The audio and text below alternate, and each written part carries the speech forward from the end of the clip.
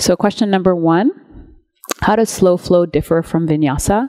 Slow flow is actually a form of vinyasa. It's just generally the way that I think of slow flow. We all define these very differently, but vinyasa for me has more of a water and an air element. Okay, it's lighter, it moves much quicker. And a slow flow has more of a water and earth element. So it goes slower. We build heat in a different way. We hold poses for a little bit longer. Today, I will say that I kind of was teetering between slow flow and vinyasa because of the pose that we were going into. So we did flow a little bit just to kind of get the breath going, but then we held poses afterwards. So generally vinyasa, traditional vinyasa, you're kind of moving one breath, one movement. And how I define slow flow is that you would hold the breath, you would hold the poses more. I teach a lot more, if we're going to get very real about it, I teach a lot more slow flow than I do vinyasa because I like to move slower to build heat, and I find it's easier to stay integrated in our bodies. Great question. How do arm balancing and heart opening complement each other? Okay, so our peak pose today was an arm balance, Eka Pada Koundinyasana B, and so it involves a lot of strength here in the chest, but also in the back.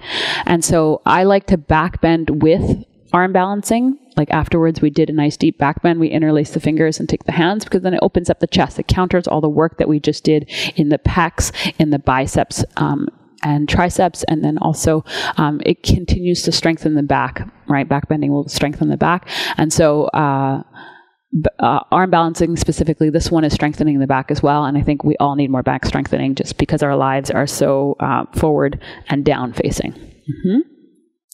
What are 3 classes on Practice with Clara that I should do to get better at arm balancing? 3 classes that I would recommend to explore would be, and I would take a core class, right? Because that'll help strengthen and integrate the core. The other one that I would do would be take flight, which is the Eka Pada Koundinyasana, the one-legged flying pigeon variation, would definitely help with that, as well as side crow, which both of those classes are arm balancing. So I would do arm balancing classes and a core strengthening class beforehand. Yeah. What muscles need to be strong for this peak pose? So this peak pose, if you notice, what we did a lot of was strengthening the core, and we strengthened the chest and the biceps and triceps. What muscles need to be opened for this peak pose? And so what needs to be open is inner thighs and groin muscles. I also did hamstrings of the front leg, right? And so we did quite a bit of that in a couple of the poses. Why did we do kapalbhati breath? What does this pranayama do? So that, remember we were just talking about that sharp exhale out of the mouth, out of the nose, just kidding, but I was doing it out of the mouth to show you.